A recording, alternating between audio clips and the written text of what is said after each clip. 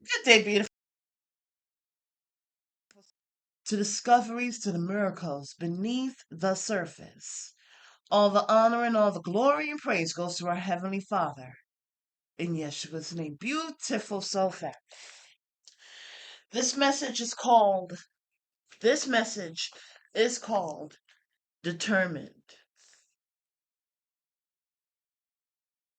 Determined. Sometimes it is not the Babylonians, the Canaanites, the Hittites, the Moabites, the Medians, Ammonites, Amorites. Sometimes it's the Israelites. The Israelites knew that it was Abba Yah that saved them from the oppression and bondage, but they still gave the glory to Moses. You see, they knew who sent Moses. Moses didn't send himself, but they knew who sent Moses. Just by him saying, the I am that I am. They knew, their ears perked up.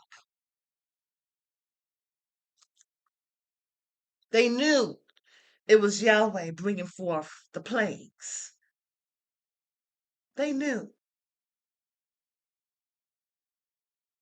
And the Egyptians knew too.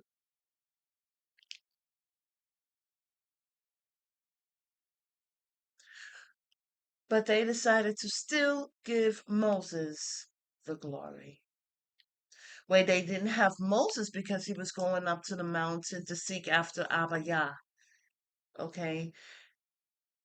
They were determined, decided to still give the glory not to Abba Yah, because it was Moses that went up to the mountain, and who was there halfway was Joshua.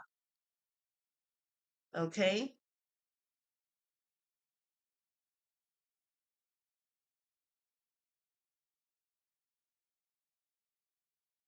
Aaron, who is the high priest, he could have told them different, but he gave them instructions.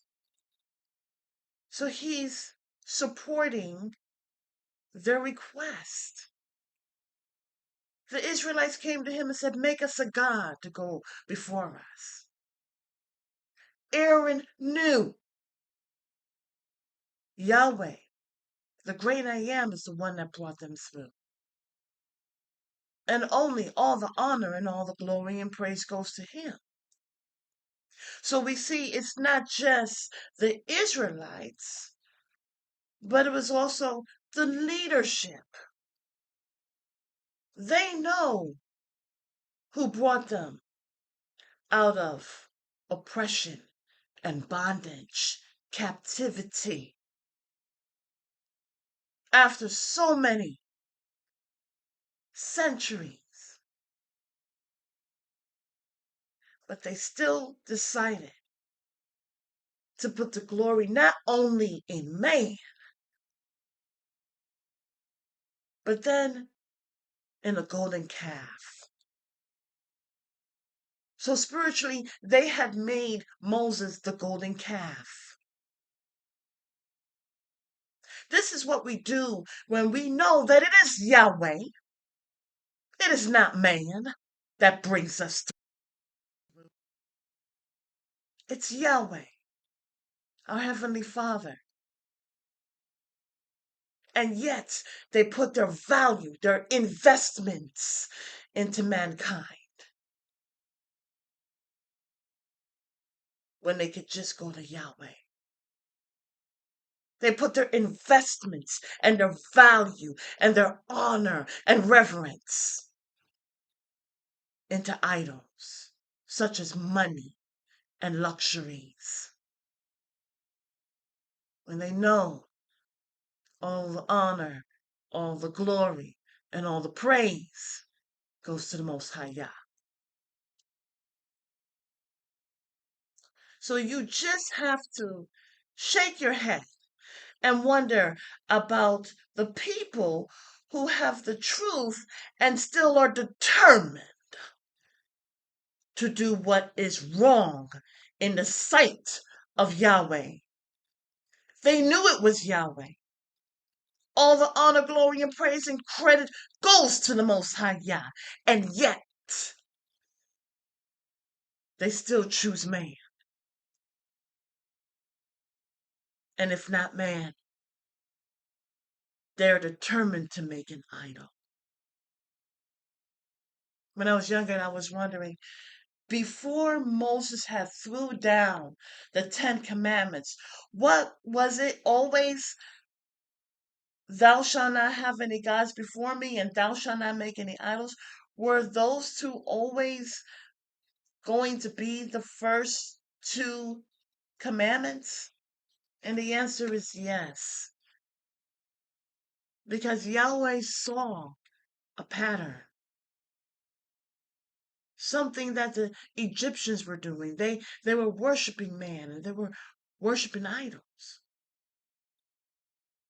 And this was something that needed to be purged out of them.